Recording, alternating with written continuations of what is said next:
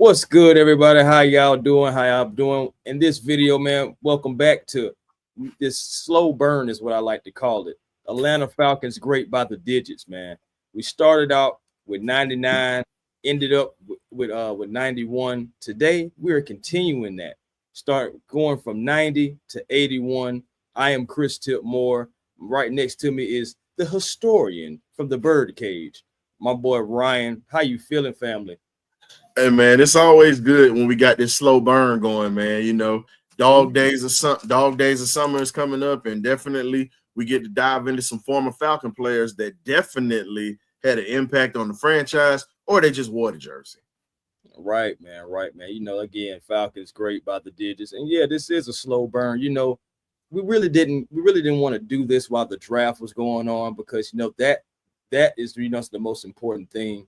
So this is going to be something that's going to be going on. When it gets slow, you need to look for some content. Most likely, Chris Tipmore and Ryan, the historian, is going to be hanging around, counting down those Falcons greats by the digits. You dig? So, of course, without any further ado, I feel like we should go ahead and get into number 90.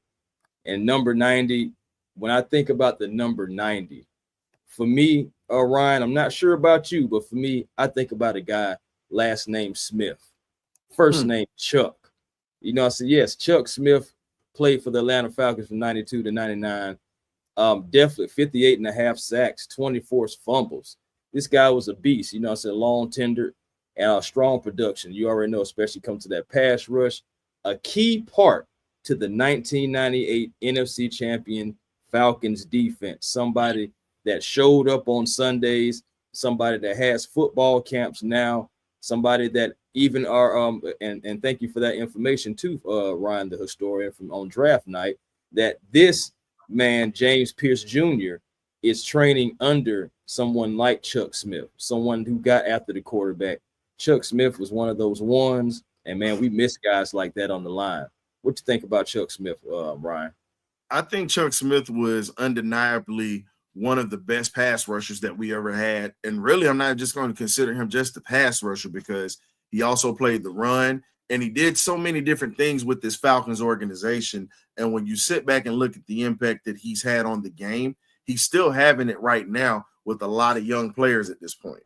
And that is something that you're seeing when you look at a lot of the kids that are coming out of University of Georgia, Tennessee, Florida. There are many local Georgia kids who go to this man, and there are still some professional athletes who go to this man to still get training when it comes to learning their craft. So he's still involved in the game as a coach for the Baltimore Ravens at this point.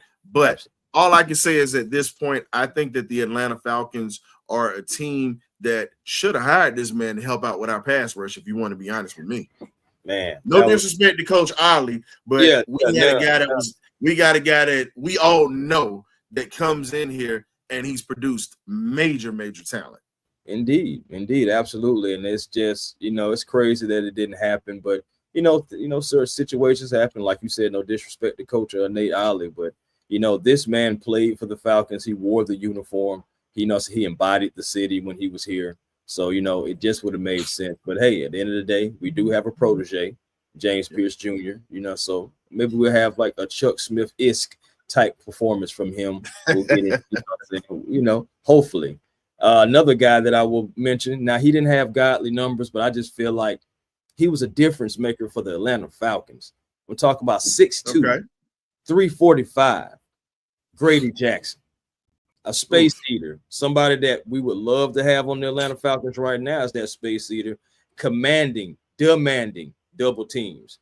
And you think about it, he was a key part to Jim Moore's coaching era, and he anchored the defensive line, helped the Atlanta Falcons reach the 2004 NFC Championship game, played alongside Pat Kearney and Rod Coleman, and those guys can't get off if Grady's not taking on those double teams, showing that veteran presence. He brought that toughness, that attitude to the defense.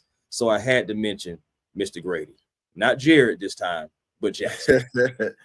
Grady Jackson was a key part of those early 2000 Falcon teams when Michael Vick got to the league, and we actually had to have a defense that could actually slow somebody down. He was a big part of what we were doing. Rod Coleman was another piece of that line, but as you said before, you have to have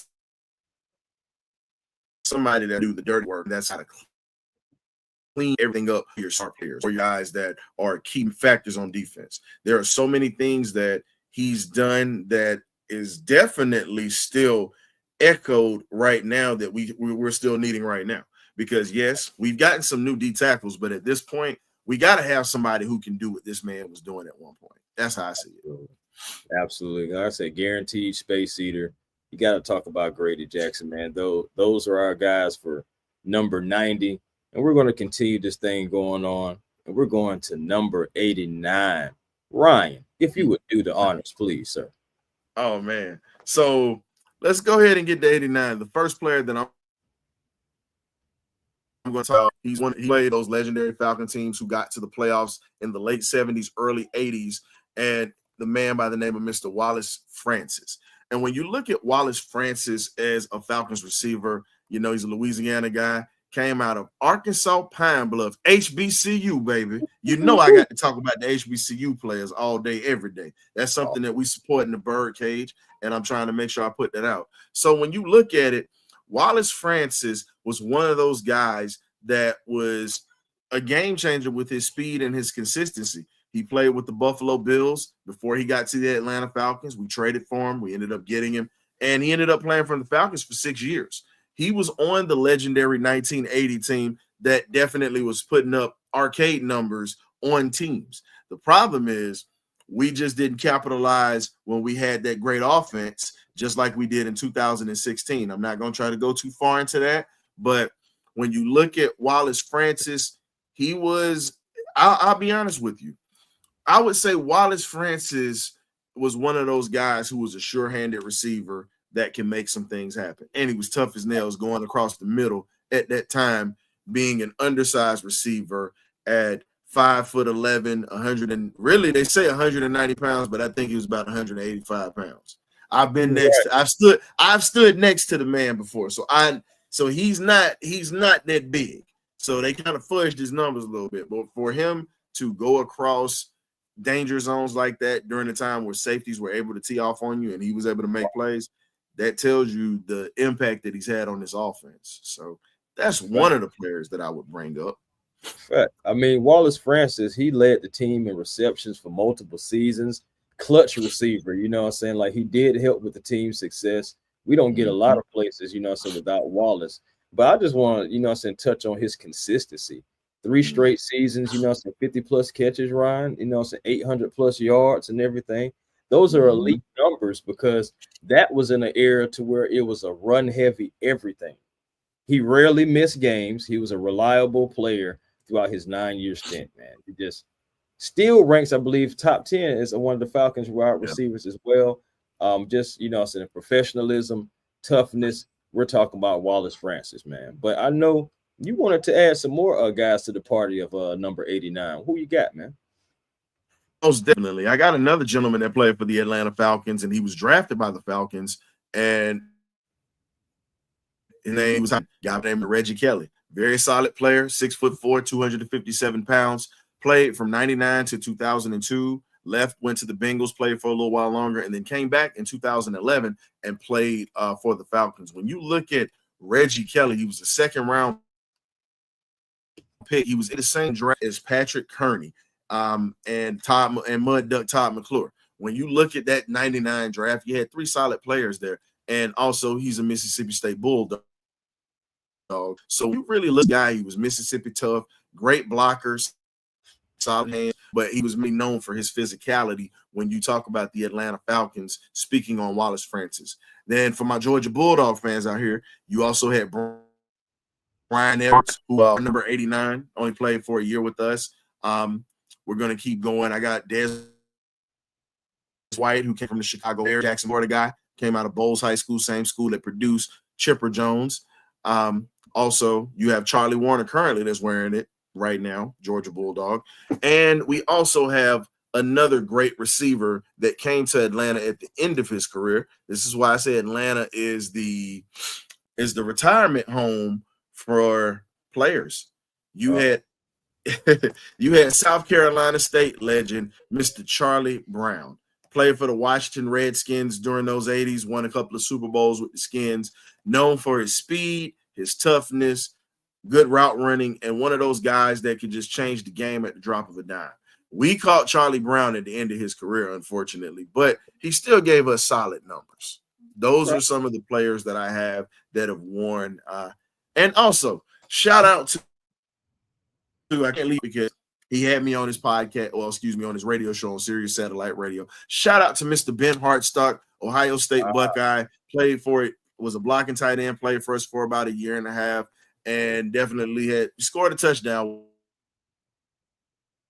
Whatever, he's a great blocker he was known for. That's what I have for you for the number 89, my guy. What do you have for 88, sir? Oh, yes. Got to move on to number 88.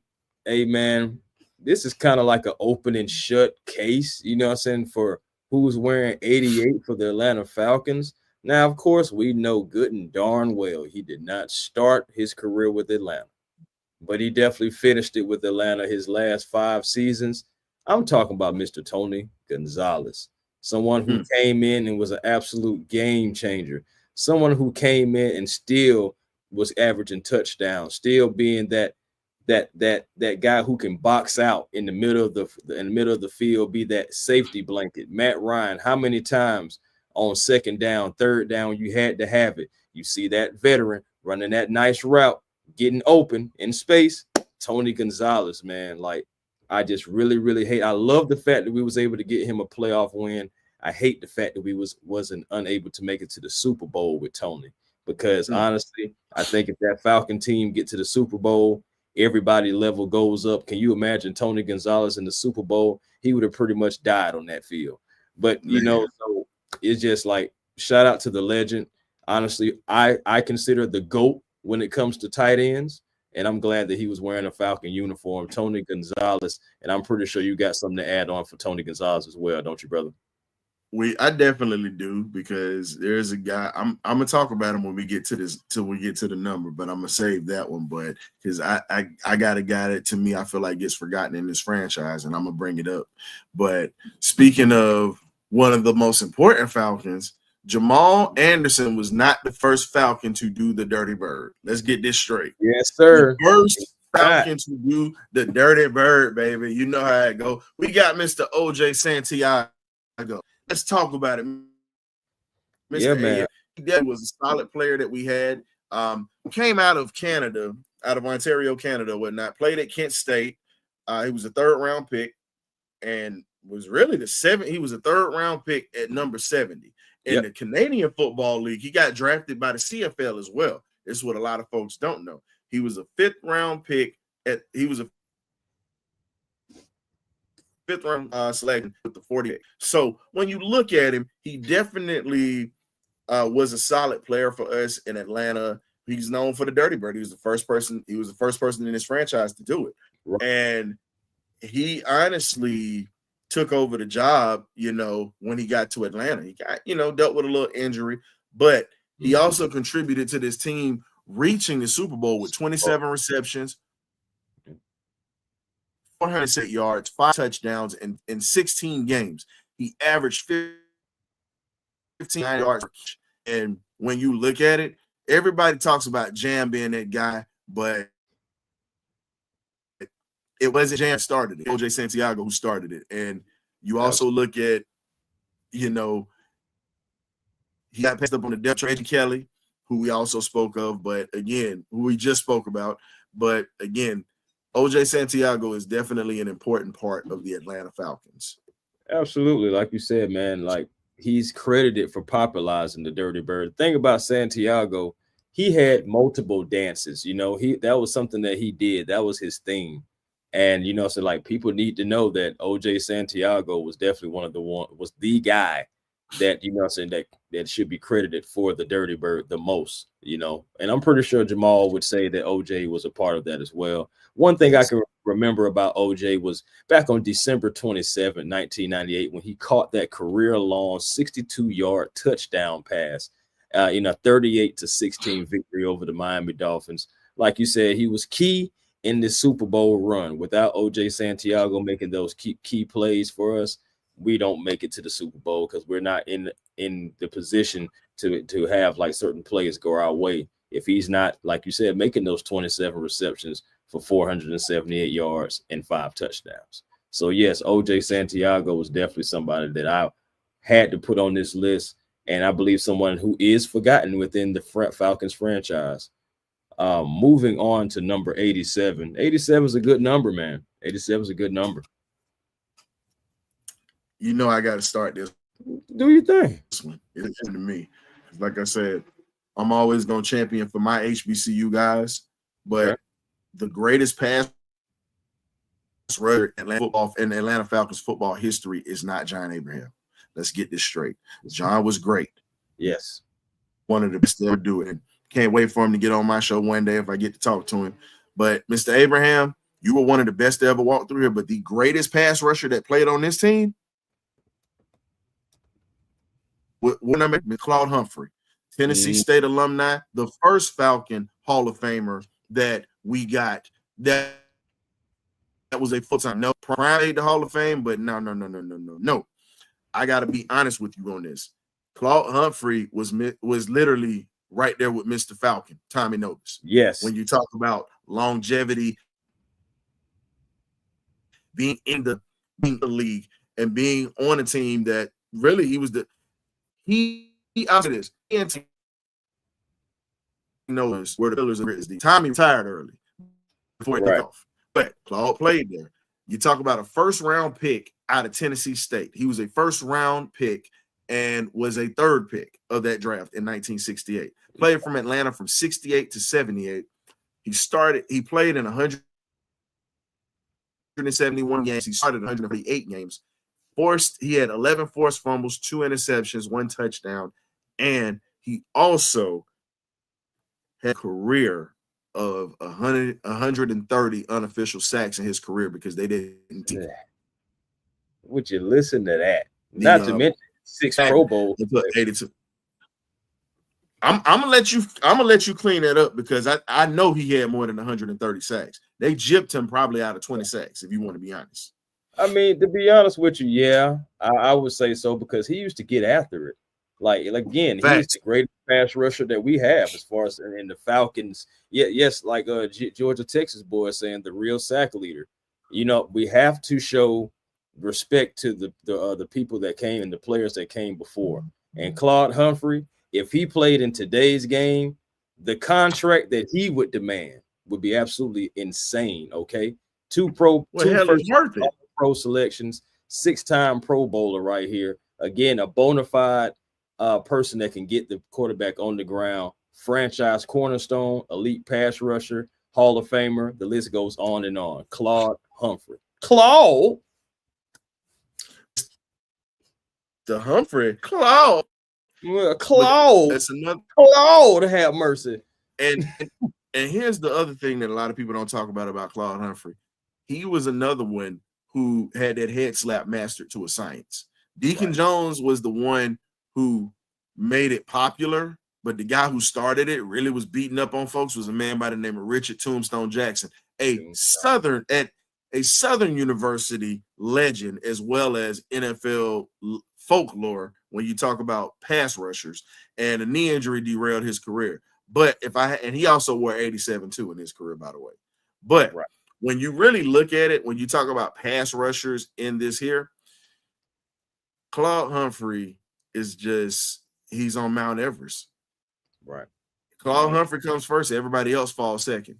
And if you want to sit back and argue the point where you guys want to say John Abraham is the best, I think you're a damn fool because you really don't understand the fact that this man, even at the end of his career, was in high demand and went to Philadelphia and played in the Super Bowl.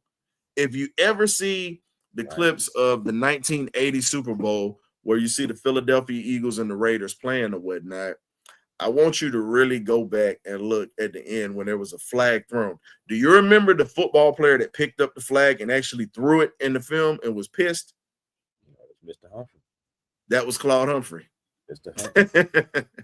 So shout out to Mr. Humphrey. Rest in peace.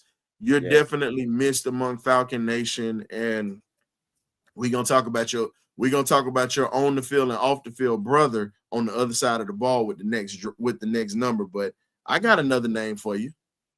You might remember, sir. What you Bert got? Emanuel. Oh yeah, I was going there. Definitely had This Bert is Emanuel. yours, brother. Have it. 94 to 97, man. Okay, Bert Emanuel, 217 receptions, almost 2,900 yards. You know what I'm saying? But the thing about it is 12 touchdowns. You know what I'm saying? Like in that era, he was a top Falcon receiver for several years, solid production. And the thing about it is he had explosive playmaking. He played in an era where he had to, you know what I'm saying, be that guy for the Atlanta Falcons because, of course, he was on one side, but a guy that we're going to talk about a little bit later was also on the other side that made it a little bit easier for Bert. But the thing about it is Bert could get what has T.O. used to say? He used to have some get somewhere in them shoes. Yeah, that was Bert Emanuel. He was definitely one of those guys that could just take it for the distance when you talk about the speed. And when you look at it, man, that's all I can say. I think when you sit back and you look at it, I just see it as wow. Man, all I can say is just wow. Bert was a guy, I'll put it this way. When you look at Bert Emanuel, you put him in our 2016 offense, you put him in our 2017 offense. He's a guy that could take the top off of a defense. He definitely could hurt a lot of defenses with his speed and route running. If he had a quarterback like Matt Ryan, I think he would have been one of the toughest to do it. That's just me. Maybe I'm wrong with that. But no, I mean, that's not far-fetched because Matt Ryan was you know what I'm saying, you think about the quarterbacks he had dealing with back then compared to Matt Ryan. Matt Ryan would definitely have got him the ball for sure. So we got some honorable mentions. I'm gonna throw this out here. You got Ashley Lilly. You got Joe Horn, who played a year for us. They came from New Orleans. Hey, but he helped Roddy White a lot. Roddy still to this day says Joe Horn in that 1 year helped him a whole lot in his game. So that's a good Joe Horn. Right. Justin Peele is another guy that had that 87 tight end. And then you also had a solid player that was Taz Anderson or whatnot, who wore that 87 as well. He played in the 60s. And I mean, when you just look at all the guys that have worn it, not many guys that would stand out, but I'll be honest with you. When you look at Claude Humphrey and you look at he's the greatest to wear that number. That number should not be handed out. He's got a gold jacket. Right. I know we don't retire numbers, but here's my thing. Stop handing out certain numbers. That number automatically should be done. It shouldn't even be handed out. That's why the gold jacket already alleviates that. Right. No, you're right. You're absolutely right. And again, it's terrible that we don't retire numbers because there is some guys whose numbers should be retired. I mean, Claude Humphrey number should definitely be retired. Nobody should be rocking 87. And some people can say the same thing about number 2, but you know, it is what it is. You know, this fan base is fickle with that, bro. I'm not even gonna get into it, brother. Hey, we just gonna move on to number 86. We gonna move on to number 86. Pick up sticks, man. And I know one thing. I know it's somebody on the list for me, and I'm pretty sure this guy's on the list for you as well. And I'm talking about Mr. Number 86, Jim Mitchell. Yes, 1969 to 79. Tight end, 305 receptions, 4,358 yards, 28 touchdowns. A 2-time Pro Bowler who was an offensive weapon for a decade for the Falcons. Mr. Reliable when it comes to, you know, being on third down, being just one of those guys who can pass catch. Hey, man, you got to give respect to this man right here. What you say, man? What you got to say? What you got to say, Ryan? So rest in peace to Mr. Jim Mitchell. Shout out to his son, good friend of mine, Mr. Damian Mitchell. First off, Jim Mitchell needs to be in the Tennessee State the state of Tennessee, where he's from, Hall of Fame. He also needs to be in the Atlanta Falcons Ring of Honor. Everybody that is on this passing list had to pass him to get to having that status. Roddy White passed him. Terrence Mathis passed him. So many other guys have passed him on this list when it comes to receiving. He was the all-time leading receiver. He's still 6th on the list right now. Right. You have yet to put this man in the Ring of Honor. It is a shame. You put Deion Sanders in the Ring of Honor before him. I know I'm gonna piss some people off, but I don't give a damn. I'm sorry. This man was our offense for a minute. He was our unicorn. I'm gonna give you this. He's a legendary figure on the HBCU circuit, Prairie View A&M to be exact, by the way, if you don't know about it. He was a running back. He was an H-back at Prairie View A&M. They played in the wishbone system. He converted from being a running back to becoming a tight end, big and fast. He was a weapon. And also he had a hell of a right hook. They show, if you ever look when we play the Bagheads, them stinking New Orleans Saints, anytime we play them or whatever, do you remember seeing a Falcons player with a red helmet punch a guy and he had on 86? That was Jim Mitchell. Jim, and he didn't just relegate it for the New Orleans Saints, but that's just a clip that they show every year. So when you look at it, he and Claude Humphrey were best friends. They were roommates together. They were brothers. And some of the stories that I've heard off camera, I can't repeat on here with some stuff, but then there are some of those stories to where they tell that they were the most intimidating guys on the team. It wasn't Tommy Novus. Tommy was a sweetheart till you got him in between those lines. I was about to say till he hit that football field. But Jim Mitchell was a unicorn. Here's my thing. He's the greatest tight end in Falcon history. Tony Gonzalez is up there with him, but Tony ain't exceeding him because he wasn't here that long. Tony was here. He helped us get to a level. But here's the other thing that most folks know. Jim Mitchell scored the first touchdown in Falcons playoff history. From Steve Barkowski in the corner of the end zone. Yes, he did. His touchdown helped us win that first playoff game. When you talk about a guy that was clutch, this man did it all. So again, he got highlights on YouTube. If you don't know about him, please look up the highlights. That's what, and that's what shows like this is about. So these countdowns to familiarize Falcon fans with guys like Jim Mitchell, guys who can be considered the greatest tight end in Falcons history. But for one thing, tender and also just importance. So Jim Mitchell was at which we can call one of those ones. For sure.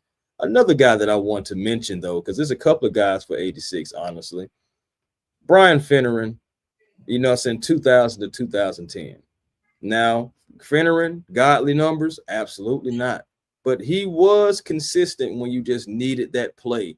Big body receiver, played wide receiver for us. One of the only few guys who can say, hey, I played with Matt Ryan and Michael Vick. Reliable third down and red zone target. When you throw the ball up to him, most times he can go get it. Like I said, played key roles in both of their careers. And Brian Finneran, again, was he Roddy? Was he Jenkins? Was he any of those guys? No, but he was a reliable third down receiver rocking 86, holding down the Atlanta Falcons. And he still, to this day, checks out the Atlanta Falcons and what they do. And sometimes you can see him comment right now on Twitter, but I just wanted to mention Mr. Brian Finneran. And also I wanted to mention too, Mr. Floyd Dixon, 1986 to 1991 wide receiver. Now Floyd Dixon, only 124 receptions, but he had 8 touchdowns and he had over 2,000 yards. He was also a deep threat, the number 2 receiver is why, and his tender played alongside Andre Rison and contribute into those early 90s defense. So I wanted to mention Mr. Floyd Dixon as well, just because I don't think many Falcon fans even know who he is. Well, the true Falcon fans know who he is because he played during the era when the Falcons really weren't good when he got here. He was a bright spot. You got to remember, he was here. Charlie Brown was here. You had Billy White Shoes Johnson at the end of his career. And then you also had Alfred Jenkins at the end of his career at that time in that wide receiver room. So he was a guy that was coming in and learning from the old vets. So, again, Floyd Dixon was a solid player that we had. But, again, like you said, it was just different at that time. Right. Yeah. I mean, like I said, those are the only guys that I would say had merit and really had a chance to really show what they could do with that 86. That's all I got. I'm gonna surprise you with a number 85. I'm gonna surprise you. Now, It's a guy that I was going to talk about first, but I think you're going to end up mentioning him anyway. So I'm going to mention somebody who necessarily wasn't with the Falcons long, but in a run-heavy system, in a run-heavy era, he wasn't bad. Talk about Mr. Paul Flatley. 68 receptions, 1,000 yards, 5 touchdowns, former Pro Bowler prior to Atlanta, but he still gave us that veteran presence. And in the short term, he had big impact for the Atlanta Falcons as well. So, I just want to, again, go back to yesteryear and say salute to Mr. Paul Flatley, somebody that a lot of Falcon fans do not remember, do not know. So we're bringing it here to the forefront. Paul Flatley and your Flatley family. That was definitely a solid. That was definitely a very solid guy that you brought up. But I got to bring up another guy. It seemed like Atlanta loved them damn University of Texas football players. They kill me with it. Look, Mr. Falcon Tommy Nobis is a Texas Longhorn. Bijan Robinson, a Texas Longhorn, and then we end up drafting a guy at this wide receiver position by the name of Alfred Jackson. Yes, he's sir. A Texas Longhorn, 7th round, 167th pick. This man was playing in Atlanta from 1978 to 84. When you look at his numbers with his career with the Falcons and whatnot, 187 receptions, 28 games started. He played in 88 games, a total of 3,001 yards, averaged 16 yards a catch. 70, pretty much the longest reception he had for a touchdown was for 71 yards. And he had 21 career touchdowns with the Falcons. And when you talk about his playoff numbers, no touchdowns, unfortunately. And they pretty much put the clamps on him during the playoffs, 78, 80, and 82. He only had 3 receptions in the playoffs. Right. That's true. 21 yards, and he only averaged 7 yards a catch. So when you look at that, he was a very dangerous player. And the draft that he was in, he was a part of the draft with Mr. Mike Ken, who should somebody that should be in the Hall of Fame. Yeah. And then you had safety, and then you had safety Tom Prymore also, and running back Ray Strong in that draft as well. So he had a talented draft that he came in on, because if you look back at those 78 Falcons, they got to the playoffs, and unfortunately, they lost to the Dallas Cowboys. So when you look at 85 has definitely been good to a couple of people, but it's not really many guys that we can say that were tough. We only had 2. You're right. Now, before we move on, I do want to say another guy that real Falcon fans remember his name. But, and I'm not saying that he's necessarily that great, but I'm going to mention his name, Sean Collins, 1989, 1991. And Sean Collins, he had 91 receptions, over 1,300 yards, and 5 touchdowns in just that short amount of time. Again, this was times to where run heavy was everything. Run, short yardage, and all that stuff. And he was a former first rounder as well that came in only a short stint, of course, with the Falcons. But you think about it, 91 yards, 5 touchdowns in that era. That's not bad, man. That's not bad at all. It's just things didn't work out for him here because the Falcons went into other directions, and the Falcons did pay off a better for it. But just wanted to mention this name, Mr. Sean Collins. I think that's definitely a great honorable mention for that when you speak on Sean Collins. Definitely a great mention. Sure. So what you got for 84, sir? Man, come on, man. You know who rocking number 84. Honestly, it's a couple of people that rock 84, bro. It's a couple of them now. I'm asking which way you want to go. You want to go old school first or new school first? You know what? I'm gonna go new school. I'm gonna go new school. I'm gonna go with Roddy White. Yes, sir.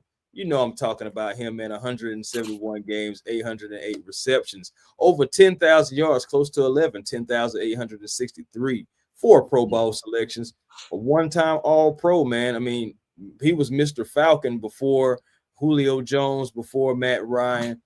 Roddy White, definitely a guy who had attitude, used to love how Roddy used to play the game well, and he didn't mind talking that ish. He'll get in your face. We already know that iconic picture to where they have him and Roman Harper face to face for those stankin' ain'ts. You know what I'm saying? Like, that's an iconic picture. Then, of course, you know about the other iconic video of him jawing with Richard Sherman after the touchdown, when Richard Sherman was talking that noise the whole time, but Roddy got the score and went and let him know about it. Roddy White, man, always will be and also, of course, being in that Falcon Ring of Honor, something else that he deserves, something that, you know, so he earned right there. So one of his best games, of course, one of his best seasons, should I say, not games, but one of his best seasons, 2010, of course. You know what I'm saying? 10 touchdowns, 115 receptions, over 1,300 yards, almost 1,400.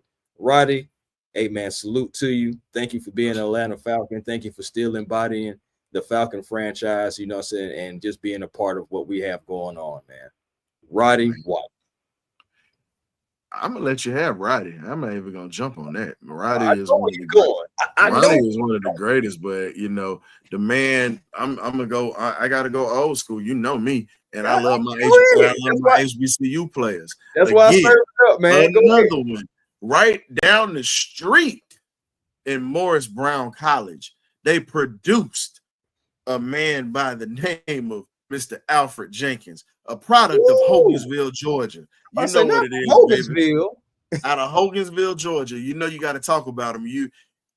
This man was as big as a race jockey. He wasn't that big, but when you talk about lightning, look, Taylor Gabriel didn't have the speed that this man had. This man was world-class track speed, and Taylor was fast too. But go back and look at how Alfred literally left people in the dust. Nobody could catch him. It was the way that you stopped him was pass interference. That was the way that you could stop him. Great route runner, a man that was dangerous. You know, unfortunately, when you look at it, his touchdown at the beginning of that 1980 fault collapse with the Dallas Cowboys and whatnot that we were supposed to get. Now, he caught one early, but it was one that he dropped, and we had to kick a field goal.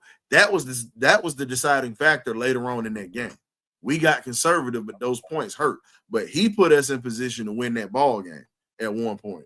So when you look at it, this man, wow, when you talk about him, he's first team All-Pro in 81. He was a two-time Pro Bowler.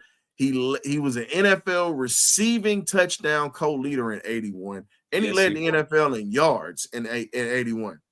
And also, he played in the World Football League that folded afterwards, but he started his career with the Birmingham Americans, and he was all World Football League in 1974. But his Falcon numbers, 360 career receptions, 6,267 yards with 40 touchdowns.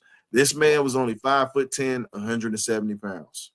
2 Pro Bowl selections as well, man. So I'm just saying, yes, he was one of those ones. Speed, a combination of speed, intelligence, and playmaking.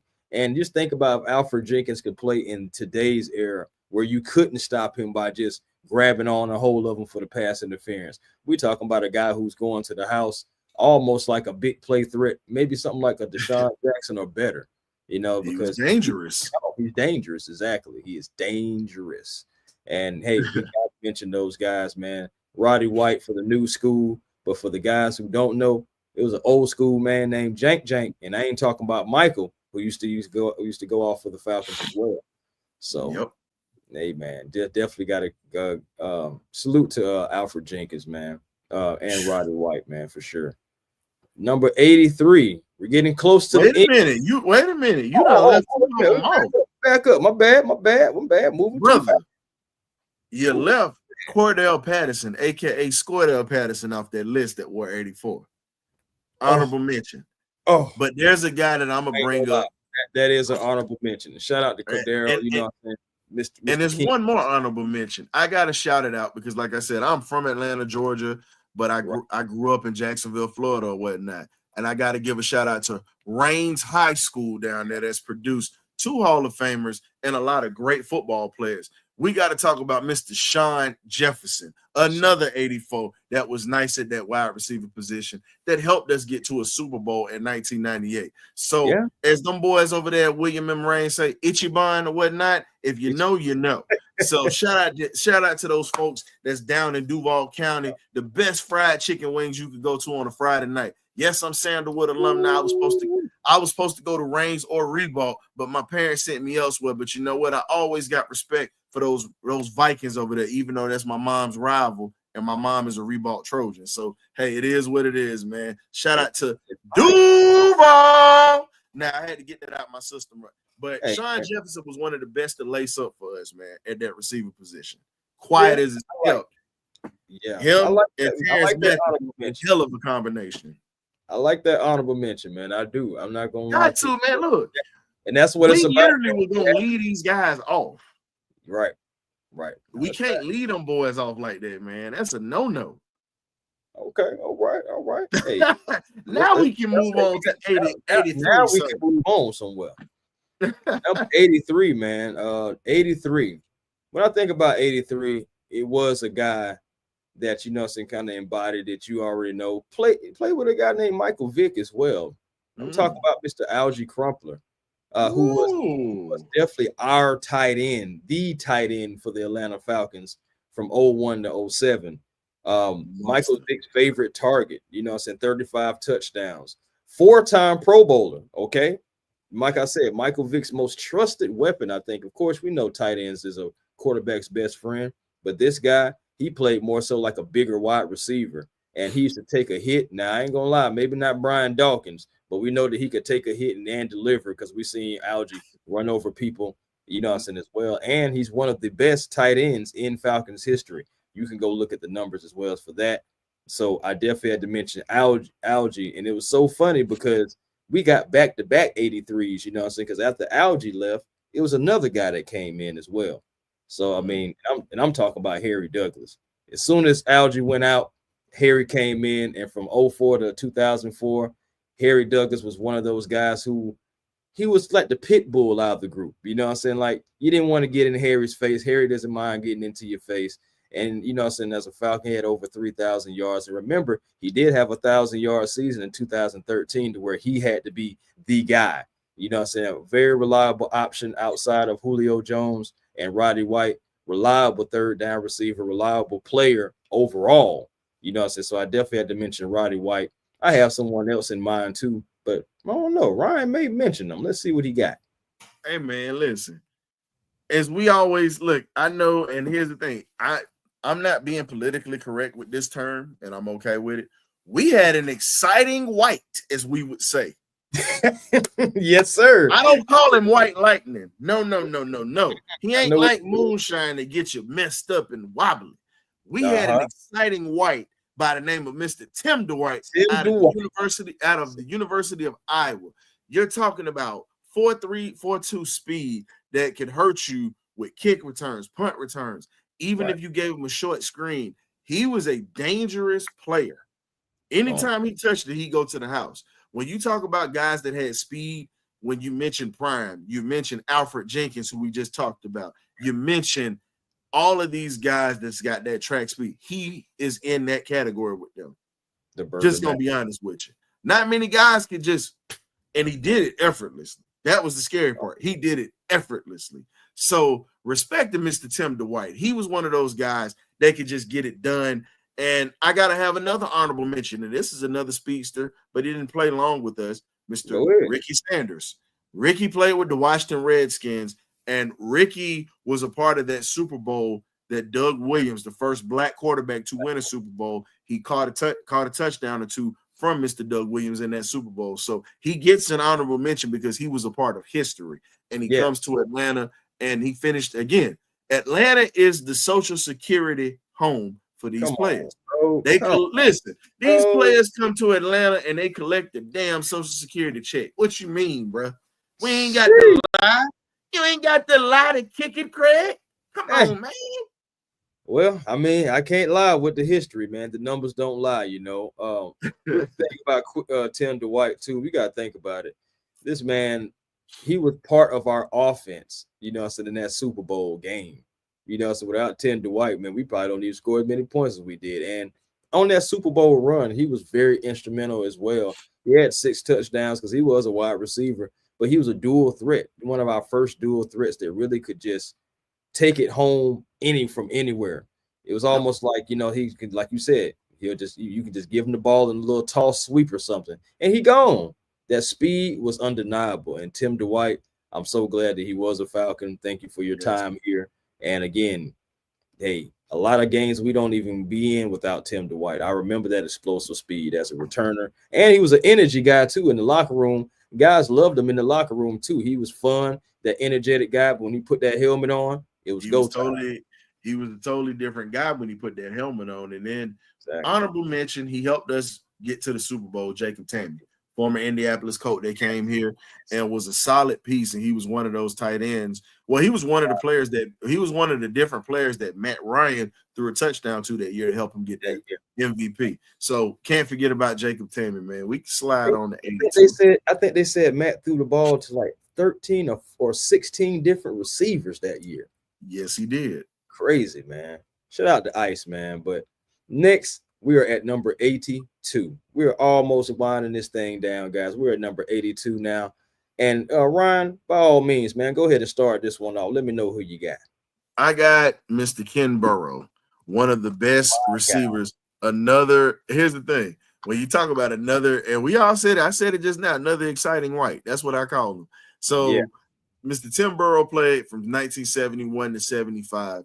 And he literally set the league on fire as a rookie. And his best receiving day by the NFC or whatnot receiver was not once, but twice, where he received 190 yards in a game, October the 3rd, against the Detroit Lions. And then he did it against them stinking New Orleans Saints. I'm a stinking. In 1971.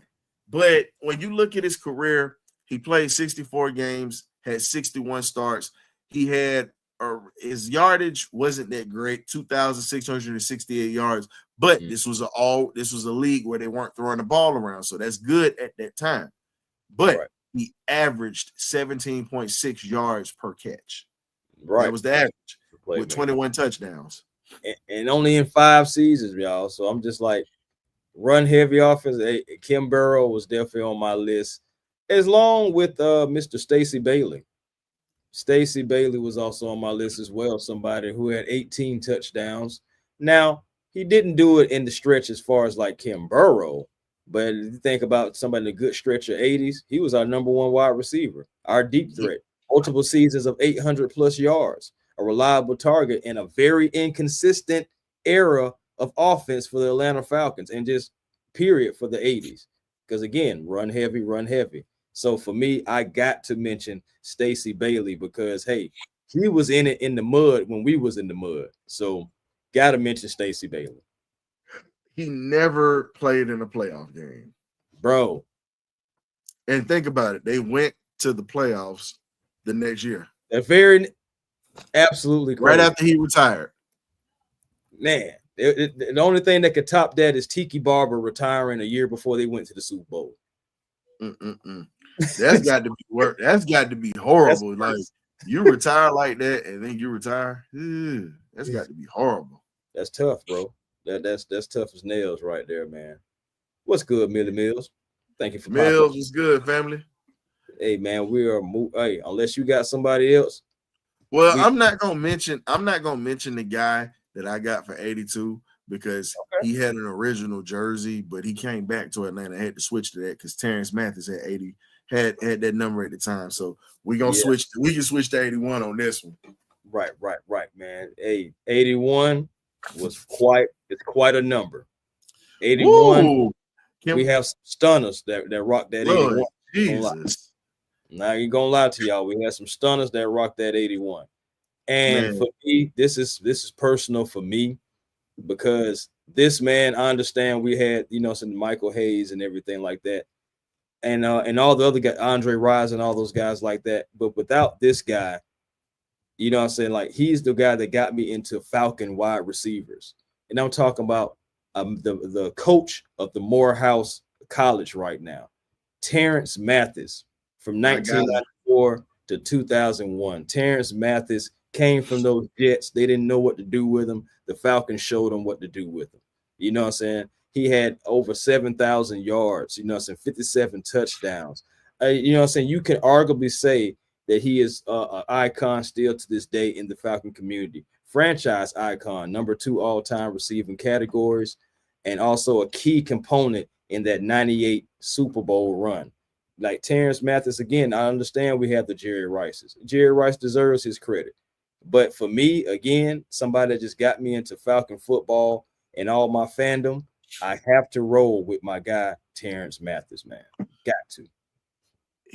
He's one of my guys too. You know, when you talk about Atlanta Falcons, you know, as a child, I think the thing that hurt me the worst was, you know, Andre Rison was one of my guys. I loved Andre. And Right. I thought I would never get over there. Now I'm a kid. I watched Deion Sanders leave, then I watched Andre leave, literally, simultaneously, back to back. That was tough as a young Falcon fan. And we weren't good. And then we bring in this guy from New York. I know nothing about him. Right. As a child. I fell in love with Terrence Mathis, one of my favorite Falcons of all time, outside of Jesse Tuggle. He's one of my guys. And to me, I feel like the greatest catch that I ever saw him make is in a playoff game against the Minnesota Vikings in '98, early in the game. Mm-hmm. And yes. I'm not going to mention the coach because he's at Florida State currently right now. He's a defensive back coach. I'm not going to put him out there because he was really good in Florida State and in the NFL. But, you know, everybody get got. And for the sympathy that I have for him because he's a nice guy, I'm not going to mention his name. Terrence Mathis called a one-hand pass. If you remember, go back. As a matter of fact, you go on YouTube. I do. Look up NFL's greatest games, Falcons, Vikings, 1998 NFC Championship game. Terrence Mathis catches this pass with one hand and gets 2 feet in before he falls out. That play right there set the tone for that offense because when they caught it, they started to roll. So when you talk about him, you know, he's a Decatur legend, by the way. You got to mention where he came up out of. Shout out to Redan High School. That's one of your legends. I'm not an East Side guy. I'm from the Swats, baby. You know, Zone 4 all day, every day. But I got love for the East like that. You know. Yeah. So, yeah. Always got love for the East Side. I got love for all sides. I'm from here myself, so. But I am. So, you know. But, we got a guy. Oh, and also Terrence Mann too. I mean, Terrence Mann. He must be talking about me. Anyway, Terrence Mathis. He had contributes as outside of football too. Remember, we're talking about somebody who was honored as Man of the Year as well too, for his involvement in the community and his leadership. So it was more than just on the field; it was off the field. He was great all the way around. Again, like I said, salute to Coach Mathis. I would have loved to have him as a wide receiver coach here. No disrespect to Ike Hiller or anyone else. But I would have loved to have Terrence Mathis coaching up our wide receivers, man. Are you serious? That would have been so great. Just like Smith, a guy that they should have been as well. It's not no disrespect. He should be here just like freaking Chuck Smith should be here right now. Let's call it for what it is. Y'all want to hire everybody else outside of your fan base, but you don't want to hire the guys that gave a damn about this organization and that literally gave you everything. You got one of your best pass rushers in Chuck Smith. You got one of your best wide receiver one of your best wide receivers in franchise history with Terrence Mathis. But you can't get these guys jobs. Baltimore thought Chuck Smith was valuable, and you see how that defense is. Morehouse thought Mr. Terrence Mathis is valuable. They made him a head coach. No disrespect to you, Ike Taylor, but you're a Florida Gator, so I got my feelings towards y'all already. So it is what it is. I will forever stand on hate for the University of Florida like I stand on hate for the New Orleans Saints. So y'all can take that how you want. Kyle Pitts, I root for you just because you got the number, because you got the black jersey. But, brother, you a Gator, so you ain't going to never get no love from me. So I don't give a damn how these fans feel about it. I don't like nothing that come up out of University of Florida that comes to Atlanta because guess what? None of it ever works out. That's why. Keanu Neal, bust. You looking at Kyle Pitts right now. Suspect is OJ in 94. The gloves, these gloves are starting to fit right about now. But I ain't gonna get to. I'm gonna say that for Thursday. Ooh, man, my man is already piping hot, ready for Thursday. Y'all make sure y'all check out Birdcage LLC on Thursday night. Let me stop because boy, see, I'm already gonna get on. Let's get back to giving some honor. Cause see, as soon as you said Florida Gator, man, you just my bad, man. It just like that just struck a nerve, man. Come on, I had to say it because you can't be triggering me like that. What's wrong with you, man? Right now.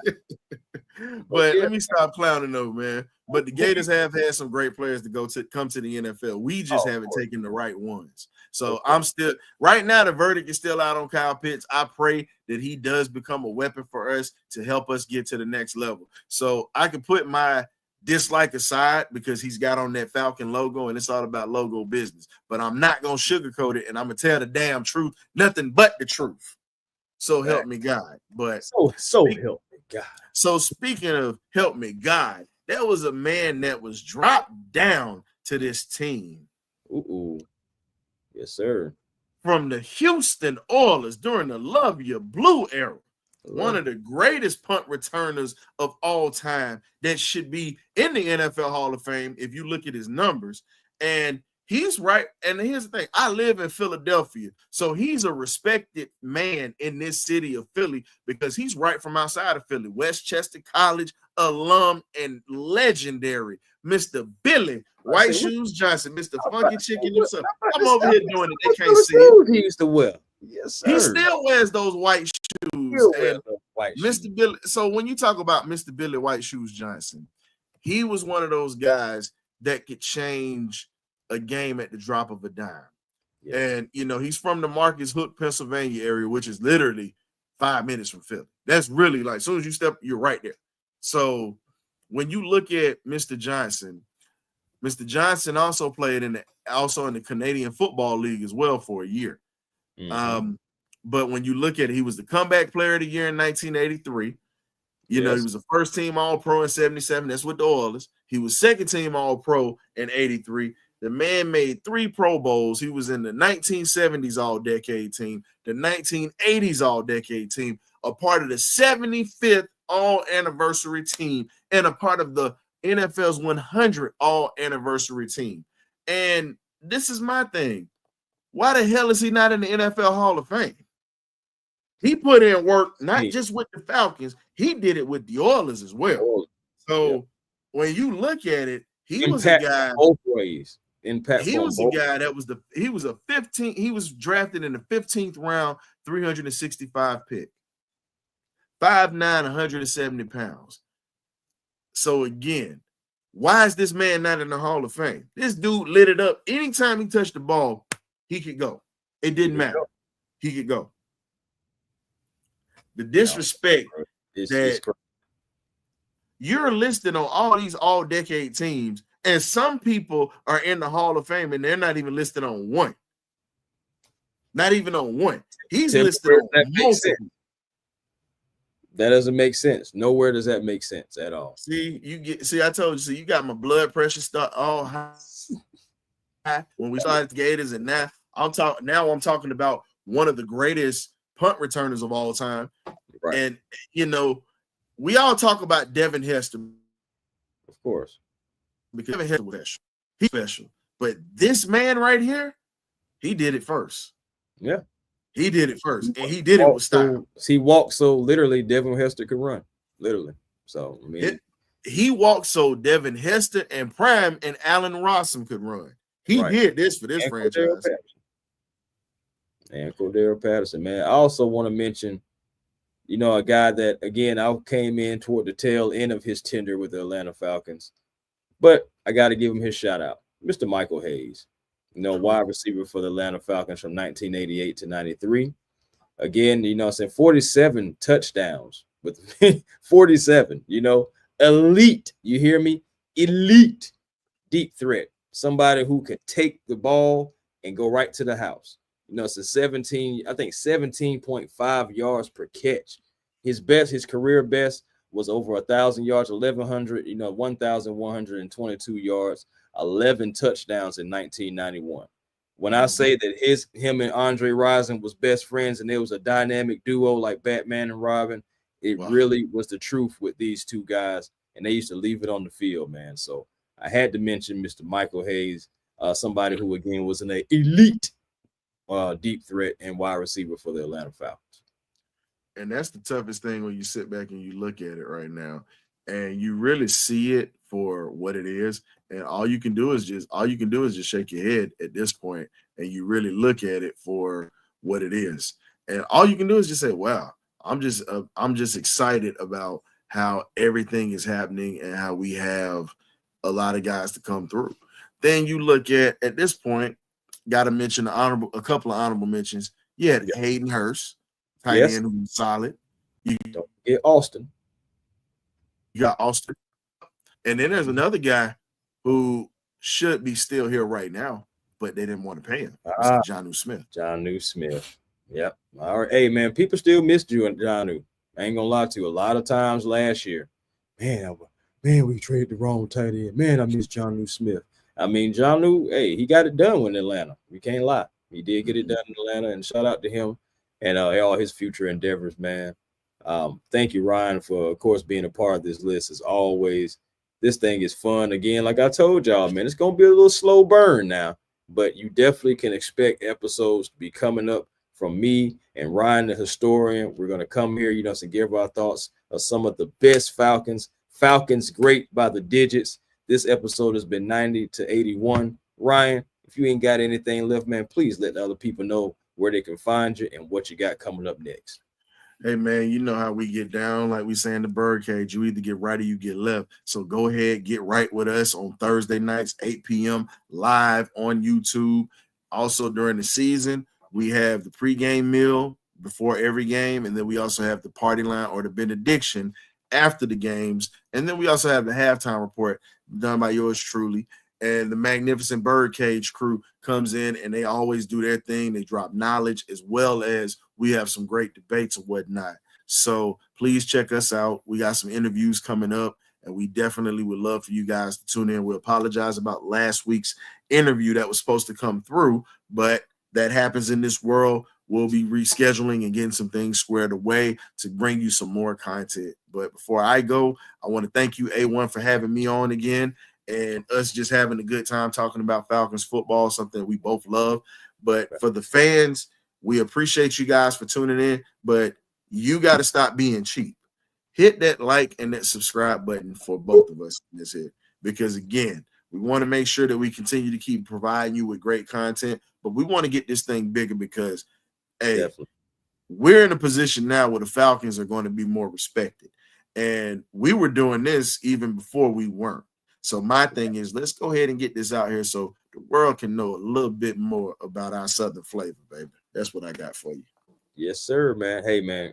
Chris Tipmore, A1 Forever Sports, man. Be generational because there's always time to be, and don't you settle for less because you always can have more with the vision.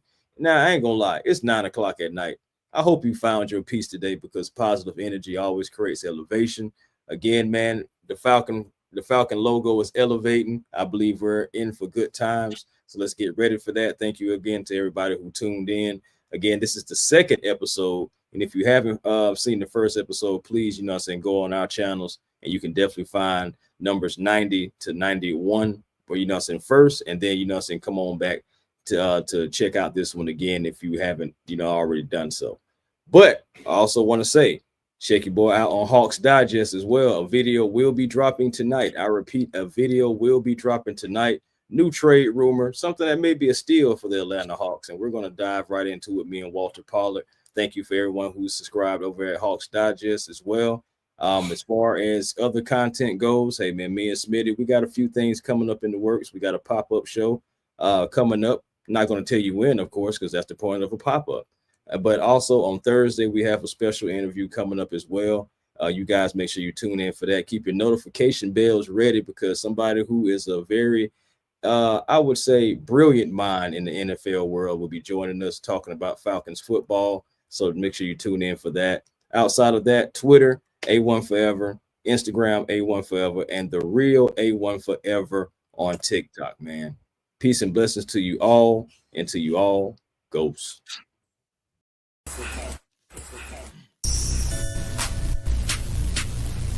A1. Yeah, truly. Cooler and I'm flyer too. Jam.